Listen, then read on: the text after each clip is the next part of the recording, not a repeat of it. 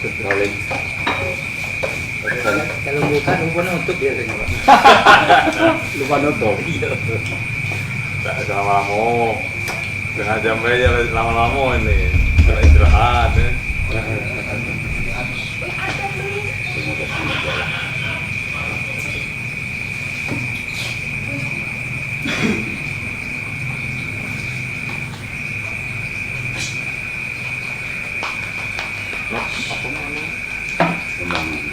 Peran serta DPD KPK di Provinsi dalam pembangunan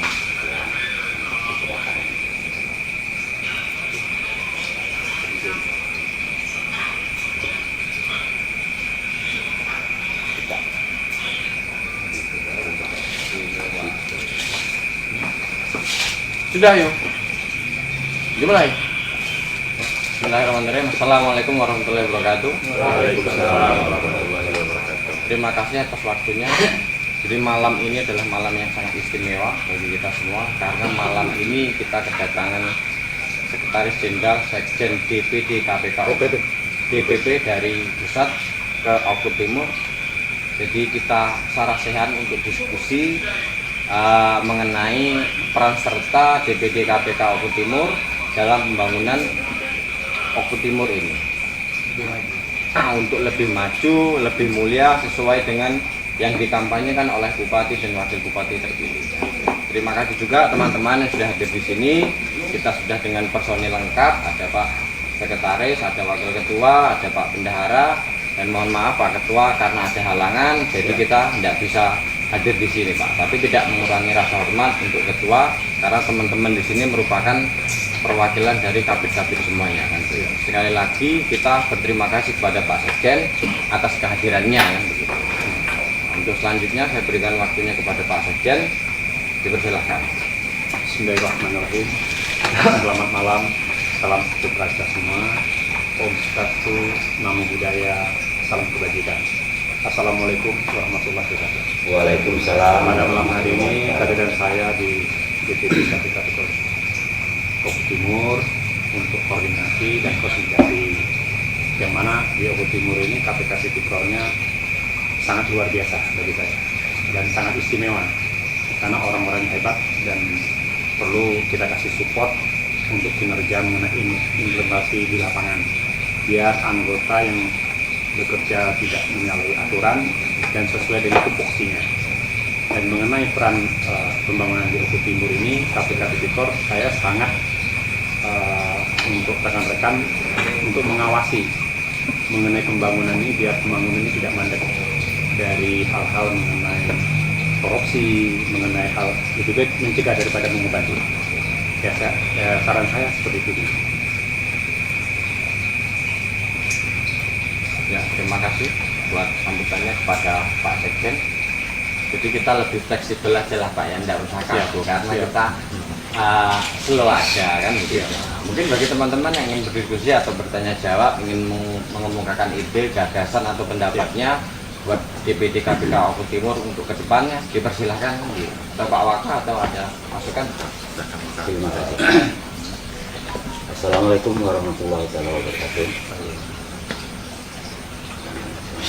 Pak Reskani Effendi selaku Sekjen DPP, saudara-saudaraku tergabung dalam DPD KPK Tipikor Kabupaten Oku Timur. Saya mengajak, marilah kita bersama-sama menumbuhkan semangat dalam melaksanakan yang sifatnya beramal karena sudah jelas-jelas tanpa digaji. Marilah kita bersama-sama untuk menuju daripada tema kita pada malam hari ini, yaitu berdiri pembangunan Kabupaten Oku Timur yang lebih mulia. Pertama, saya sampaikan mengenai kedisiplinan. Segala sesuatu itu walaupun finansial ataupun kemampuan, bahkan itu kalau tidak disiplin tetap akan menghasilkan kurang baik. Karena DPD KPK Tipikor Kabupaten Oku Timur ini lebih dari 2 orang dan lebih dari 1 orang, maka Maka yang kedua perlu kami sampaikan, mari kita jaga kekompakan, karena pepatah mengatakan sapu lidi jika disatukan akan bisa menggeser beban yang lebih berat. Dan yang ketiga, sesuai dengan petunjuk Pak Ketua Umum, segala sesuatu yang apa yang kita lakukan karena ini bersinggungan dengan hukum, segala sesuatunya perlu kita koordinasikan, karena walaupun kita wawasan kita belum sampai ke sana, mungkin ada rekan-rekan kita yang lebih jauh wawasannya, sehingga koordinasi akan menghasilkan yang lebih baik. Saya rasa itu yang perlu kami sampaikan. Terima kasih atas perhatiannya. Assalamualaikum warahmatullahi wabarakatuh. Waalaikumsalam. Ya, terima kasih buat Wakil Ketua. Selanjutnya dipersilakan kepada Pak Kadif Humas untuk memberikan arahannya. Terima kasih. Assalamualaikum warahmatullahi wabarakatuh. Waalaikumsalam. Kalau kita masih ingat ya, yel-yel kita beberapa waktu pelantikan kemarin, awasi, laporkan. Awasi, laporkan. Terima kasih. Jadi terima kasih sekali atas kedatangan yang kami banggakan, yang kami cintai, sekjen kita, sekjen kami, Pak Ruskan Effendi dari DPP KPK Tipikor yang sudah berkenan hadir menemui kita, dan tentunya nanti berkenan juga menyapa masyarakat Oku Timur lah. Selain kita di sini, ini luar biasa sekali, mengingat DPD KPK Oku Timur ini baru terbentuk ataupun resmi dilantik pada tanggal 2 Januari 2021 yang lalu oleh Ketua Umum KPK Tipikor Pak Marwan. Oku Timur saat ini adalah baru dilantiknya Bupati dan Wakil Bupati yang lama, Pak Lanosin dan Pak Yuda. Dan pada hari ini, Oku Timur hari ini, bertepatan dengan kedatangannya Pak Sekjen kita, situasi perekonomian di Kabupaten Oku Timur ini masih sedang dalam boleh saya katakan sedang berduka lah, karena turunnya harga gabah, turunnya harga beras, petani menjerit dan lain sebagainya. Karena Oku Timur ini perekonomiannya, basis perekonomiannya adalah pertanian. Menurut data BPS itu 32,98 struktur perekonomian Kabupaten Oku Timur ini dari sektor pertanian. Jadi kontribusi pertanian ini 32,98%. Artinya sepertiga dari wilayah Kabupaten Oku Timur ini adalah dari sektor pertanian. Baik pun itu tenaga kerjanya, tenaga kerja primernya juga banyak di bidang pertanian semacam itu.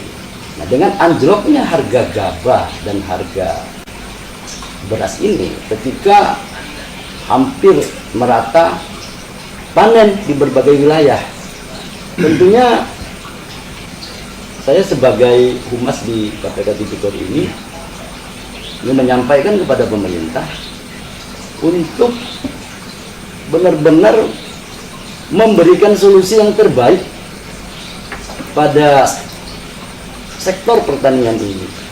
Solusi dalam arti selalu menginformasikan ketika harga beras naik, ketika harga beras turun, seperti itu. Artinya ada pernyataan resmi lah dari pemerintah, idealnya harga gabah itu berapa, dan idealnya harga beras itu seperti apa. Dan juga gudang-gudang beras seperti di Bulog-Bulog ini pada aparat terkait, termasuk dengan wakil-wakil kami di Dewan Perwakilan Daerah untuk melakukan pengecekan langsung terhadap konsentrasi penumpukan kemungkinan beras-beras itu di beberapa gudang yang ada di Kabupaten Oku Timur. Itu mungkin harus ada harus ada pengawasan dan turun langsung ke bawah. Sidak lah ya, boleh katakan seperti itu. Jadi kami DPD KPK Tipikor dalam hal ini tentu mendukung apa yang dilakukan pemerintah terhadap mencari solusi yang terbaik di dalam perekonomian yang berbasis pertanian. Dan kami siap mendampingi pemerintah untuk menyampaikan solusi-solusi yang mungkin bisa dilakukan untuk masyarakat. Artinya bisa menyampaikan, mensosialisasikan ke masyarakat apa langkah-langkah pemerintah selanjutnya. Mungkin hanya itu yang kami sampaikan. Mungkin bisa dilanjut oleh kawan-kawan. Terima kasih. Assalamualaikum warahmatullahi wabarakatuh. Waalaikumsalam. Terima kasih atas pandangannya kepada Pak Humas. Selanjutnya kepada Divisi Advokasi. Jadi perlu diketahui juga, jadi DPD KPK Timur ini kita punya pengacara aktif yang siap untuk beracara dimanapun juga. Dan itu tidak hanya untuk DPD, tetapi untuk masyarakat juga. Kalau memang masyarakat butuh diskusi atau tanya jawab atau butuh pendampingan, silakan dihubungi pengacara kita Bapak Angga, kan gitu. Padanya silakan Pak, gimana pandangannya ini terkait di Oku Timur ini? Assalamualaikum warahmatullahi wabarakatuh. Waalaikumsalam. Selamat malam. Swastiastu, Namo Buddhaya, salam sejahtera untuk kita semua. Alhamdulillah pada malam ini kita semua keluarga besar DPD KPK Tipikor Oku Timur berkumpul dalam suasana yang penuh dengan rasa kekeluargaan menyambut kedatangan Bapak kita dari Dewan Pimpinan Pusat Komisi Pengawasan Korupsi, Tindak Pidana Korupsi, yang alhamdulillah beliau hadir, kami bisa menyambut, sehingganya akan terjadi dialog interaktif nantinya antara kami di tingkatan DPD dengan tingkatan DPP yang diwakili oleh Bapak Sekjen. Jadi berdasarkan tema yang kita angkat pada malam hari ini adalah peran serta DPD KPK Tipikor Oku Timur dalam pembangunan untuk Oku Timur yang lebih maju, adalah di mana kita sebagai masyarakat, mewakili masyarakat, mengawasi berlangsungnya pembangunan di Kabupaten Oku Timur ini sendiri. Karena takutnya pembangunan dalam yang dilaksanakan oleh pejabat pemerintah Kabupaten Oku Timur adanya penyalahgunaan wewenang, sehingganya nanti akan berdampak kepada lambatnya pembangunan atau tidak dilanjutkannya pembangunan. Yang akan berdampaknya kepada masyarakat adalah lambatnya pertumbuhan ekonomi, lambatnya pelayanan publik, semuanya terlambat. Jadi dalam hal ini, bagaimana masyarakat ini akan tumbuh ekonominya kalau pembangunannya tidak sejalan dengan kegiatan ekonominya.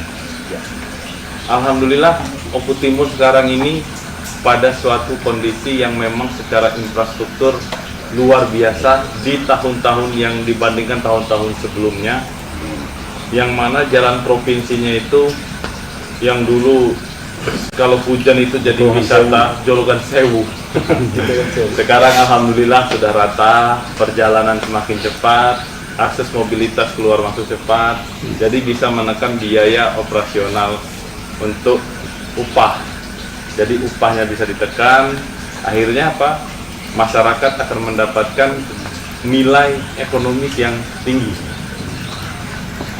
Di mana juga diharapkan pembangunan di sini bukan hanya pada infrastruktur, tetapi pada struktur permodalan yang harus dikuatkan. Karena masyarakat dewasa ini kebanyakan ketika dia panen itu akan langsung dijual, dan pada saat mau memulai panen lagi itu bingung mencari solusi untuk mendapatkan modal untuk memulai kegiatan usaha, baik itu dalam sektor agribisnis, baik itu sektor palawija atau sektor perbankan yang lainnya, sehingga masyarakat ini banyak terjadi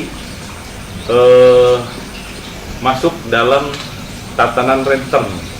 Nah, merentenkan uang itu banyak masih terjadi, padahal renten atau memberikan pinjaman dengan bunga di luar sesuai ketentuan, atau dia sebagai individu meminjamkan uang dengan harapan imbalan yang berlebihan, itu tidak dibenarkan dalam tatanan aturan perundang-undangan di Indonesia.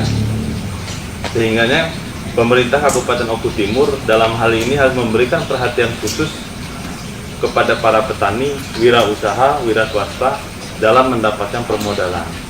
Sehingganya nanti pada kegiatan usahanya mereka tidak terbebani oleh bunga yang akan mencekik. Sehingganya yang harusnya hasil dari kegiatan usaha itu dinikmati oleh yang melakukan usaha, akhirnya dinikmati oleh pemilik modal yang mencekik bunga melalui bunganya tersebut. Nah, ini banyak yang terjadi di Kabupaten Oku Timur. Setelah itu juga dari penjualan atau penyaluran ke hilirnya itu juga harus dilancarkan juga, karena kalau kita punya suatu produk tanpa penyaluran yang tepat, kita tidak akan mendapatkan harga yang terbaik. Jadi kita di sini Komisi Pengawasan Korupsi DPD Kabupaten Oku Timur ini berharap kita bisa memberikan pelayanan maksimal kepada masyarakat. Kita tidak bukan mencari kesalahan, tetapi kita membantu meluruskan, merumuskan, juga merekomendasikan mana yang benar, mana yang tepat, agar visi misi dari Kabupaten Oku Timur ini bisa terlaksana. Itu yang bisa saya sampaikan. Kurang lebih saya mohon maaf. Assalamualaikum warahmatullahi wabarakatuh. Terima kasih kepada Kadif Advokasi.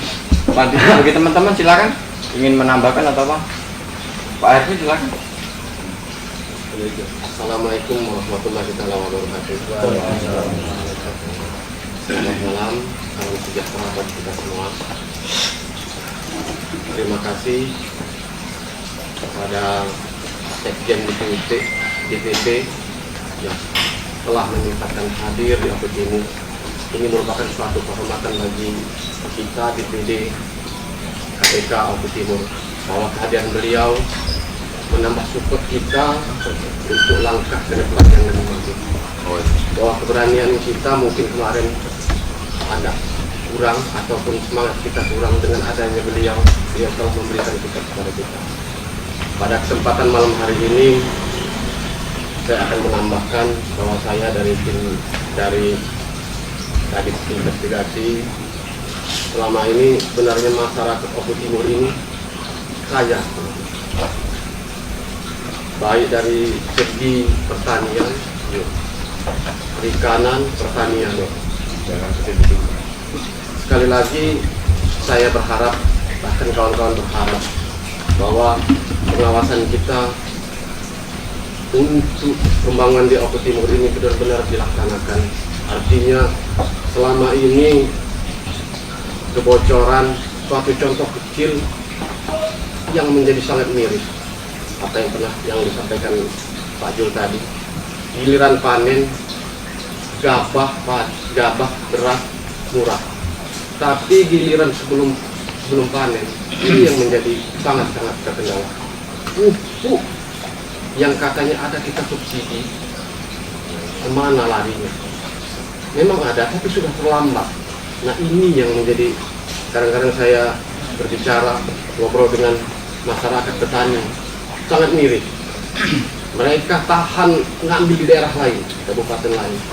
Nah ini yang harus kita jadi perhatian besar, bahwa kita bukan sekedar mengawasi, artinya kita memberikan teguran kepada pemerintah. Kenapa harus seperti ini? Dalam hal ini juga, bahwa Oku Timur ini kaya, sangat kaya. Pabrik ada, pertanian melimpah, tapi toh kenapa petani ataupun rakyat di Oku Timur ini sangat susah giliran sudah panen, terutama gabah ini yang menjadi perhatian, sangat mirip. Nah dengan adanya ini, dengan kedatangan beliau Pak Sekjen, mudah-mudahan jadi penyemangat kami untuk membackup bahwa selama ini Oku Timur ini seperti ini. Sungguh sangat naif sebenarnya, kita harus mati di lumbung sendiri. Seharusnya Oku Timur ini adalah lumbung pangan Sumatera Selatan, bahkan Sumbaksel. Sumbaksel luar biasa sebenarnya. Tapi kita rusak nama kita ini karena oknum tertentu. Bantuan tidak kurang-kurang dari pemerintah pusat, tapi kenapa hanya beberapa gelintir orang? Contohnya di Ujah, contohnya di kelompok tani, hanya segelintir. Nah inilah yang harus jadi perhatian kita semua sebagai kawan-kawan. Namun terkendala itulah yang pernah kami bicarakan dengan Pak Jun. Inilah sistem, kesalahan sistem lah yang sebenarnya yang ada. Nah sistem ini yang harus kita rombak. Mudah-mudahan dengan adanya Bupati terpilih Pak Enos dengan Mas Yuda dapat memberikan jalan yang terbaik buat petani ataupun para pekerja-pekerja kita. Sedangkan kita LPI adalah pabrik gula terbesar di Asia Tenggara. Tapi kita beli gula, rakyat tidak ada yang beli gula. Ini yang jadi kendala. Kenapa harus seperti ini? Sedangkan yang menjadi buruh ya adalah orang kita sendiri. Buruh tebang, buruh sangat mirip. Ini yang harus kita ini kan. Itu yang tadi sempat disentilkan, bahwa adanya serikat buruh tidak pernah berjalan, yang artinya ada oknum-oknum pemerintah yang memanfaatkan hal ini dalam hal ini.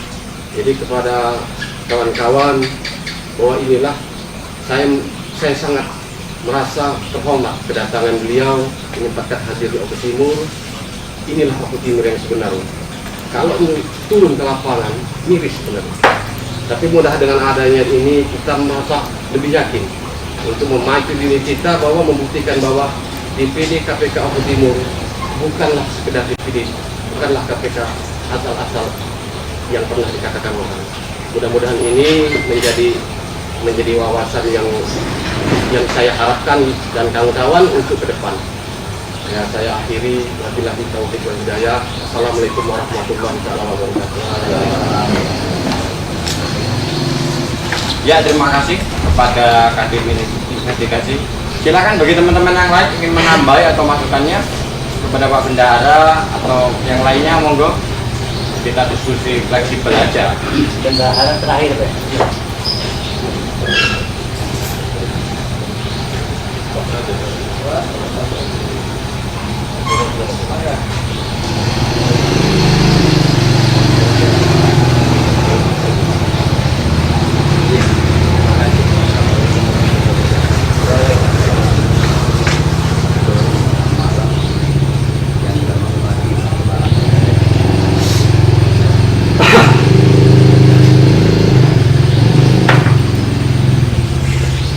Sebetulnya di KPK itu Oku Timur, saya sebagai bendahara Karbitan, kebetulan saya termasuk paling senior Pak, umur Pak. Iya, Kalau ilmu belum. Jadi setelah adanya pembentukan ini Pak, saya tadi berharap KPK DPD Oku Timur ini memang sesuai dengan visi misi mengawasi dan mencegah, Pak. Dan itu memang termasuk harapan saya, karena saya ini, Pak, mantan penyuluh. Jadi harapan saya dulu, Pak, jadi penyuluh ini berulang kali saya sampaikan, saya ingin merubah cara hidup petani dari petani buruh atau penggarap jadi petani pemilik. Tapi ini tidak kunjung tercapai, Pak, karena birokrasi pemerintah yang dikatakan kawan-kawan tadi sistemnya sudah berkarat. Jadi kalau baca sudah bapak anak, sudah anak cucu, kira-kira begitu. Karena dulu saya berharap, Pak, petani ini dari pakai capil, celana pendek, tidak bersepatu, bawa cangkul dan arit. Nah, dengan adanya harapan saya, dia biar pakai dasi. Tapi ternyata sampai hari ini, Pak, petani Oku Timur khususnya itu jadi buruh di lahan sendiri. Karena apa? Semua kegiatan itu, Pak, selalu diberikan iming-iming, ini ada, itu ada, akhirnya mereka terlena. Pupuk tinggi, berat murah, padi murah, akhirnya akan menyekolahkan anak, makan sendiri juga nggak cukup. Sampai hari ini, Pak, yang dikatakan oleh Serpi Lumbung Pangan Sumatera Selatan, Sumbaksel tadi, ini kayaknya impian itu tidak pernah kunjung datang. Ternyata saya lihat sekarang, Pak, harga beras di tingkat petani itu 7.000 pecah. Kalau gabah 3.300. Nah, kalau petani ini punya lahan seperempat, setengah bahu, Pak, mau hidup dari mana dia? Nah, ini. Nah, hal seperti ini, Pak, setelah saya perhatikan, memang pemerintah ini harus selalu didampingi, diawasi. Walaupun sifatnya kita tidak punya kekuatan full, ya, tapi paling tidak ada sinyal pemberitahuan. Nah, kita berharap KPK Oku Timur ini itu bisa menyandang sebagian tugas itu, Pak. Nah, tapi setelah kita rasakan beberapa bulan berjalan ini, Pak, waduh, goncangan KPK ini luar biasa. Terutama karena saya diserahi bendahara, Pak. Kayaknya untuk mencari dana ini kita sudah tumpang panting kesana kemari, tapi kelihatannya sekadar janji-janji manis melulu. Tapi sampai hari ini, itu yang Pak Sekjen tanyakan tadi, banyak masuk apa banyak keluar? Keluar masuk, Pak. Tapi itulah adanya, ya. Jadi dalam arti kata begini, Pak, kalau melihat mendengar cerita Pak Jul dan Pak Angga tadi, kita ini memang ya berharap banyak supaya KPK ini jangan sampai yang dikatakan Bapak tadi, hasta apa Pak, kalau minta, nah, ngamen. Kalau bisa kita jangan sampai ngamen.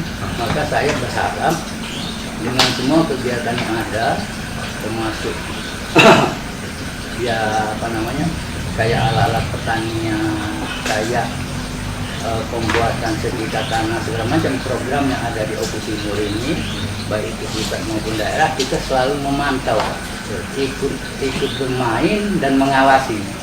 Karena kita juga tanpa dana kita memang tidak bisa berbuat banyak. Atau begitu, Pak, saya selalu berharap ya KPK Oku Timur ini sambil dia berjalan sendiri juga DPP ikut mengawasi, Pak. Kira-kira apa? Kira yang Bapak bisa sumbang, contoh misalnya, Pak, misalnya alat-alat pertanian. Kalau memang DPP bisa mengarahkan ke Oku Timur yang dikelola secara tidak langsung oleh KPK, ini mungkin banyak sekali manfaatnya untuk menyumbang pendanaan kita menggerakkan KPK Oku Timur. Tapi kalau itu memang belum bisa, mungkin kami masih bergerak ya semampunya.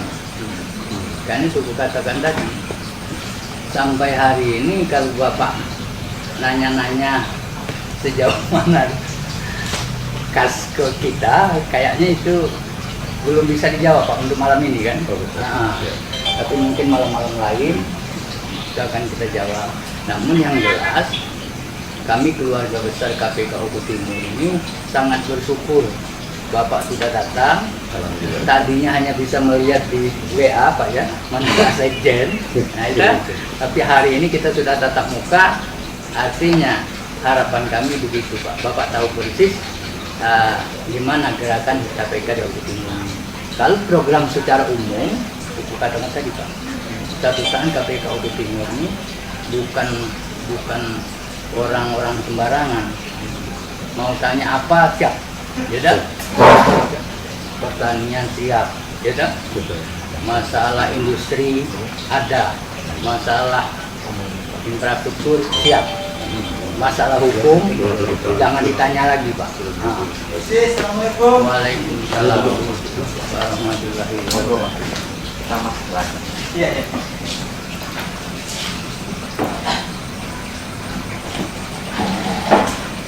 Jadi itu Pak kira-kira kita lanjutkan lagi.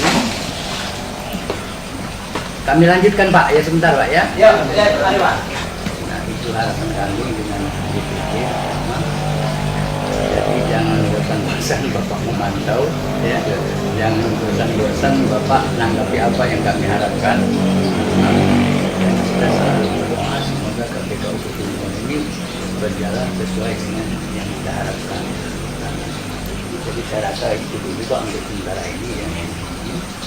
Karena yang lain-lain yang tidak ada lagi Pak yang saya bicarakan kan. Ya. Karena itu potong tadi keluar masuk banyak keluar dari masuk. Ya. Ini bahaya sekali tapi tidak apalah karena ini yang tidak ajak bicara adalah sekjen. Ya. Ya, kebetulan itu dari itu ucapan wassalamualaikum warahmatullahi wabarakatuh. Waalaikumsalam warahmatullahi wabarakatuh. Bismillahirrahmanirrahim. Ini tadi saya jawab dulu untuk dari bendara ya. Memang sesuatu hal apapun yang kita kerjakan di situ butuh proses. Karena kita lahir juga nggak mungkin langsung bisa berlari. Kita lahir dulu, melemah dulu, berdiri dulu, jalan baru bisa lari. Untuk kompetitor Oku Timur ini saya lihat semuanya berpotensi. Tapi cara hal penggerakannya nanti arahnya kemana? Karena di sini kan kita membutuhkan ibaratnya motor itu harus butuh bensin. Tapi bensin itu tidak kita langsung ambil, tapi butuh proses. Nah kalau mengenai hal Bapak tadi mengenai belum ada pendanaan wajar, karena masih ya baru kemarin sore. Ya.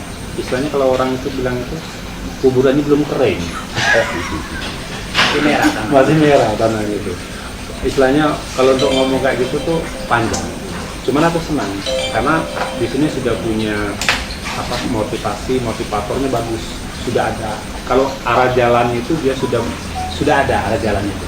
Nah tinggal inventasi ini nanti koleksinya mengenai role penggeraknya siapa di sini.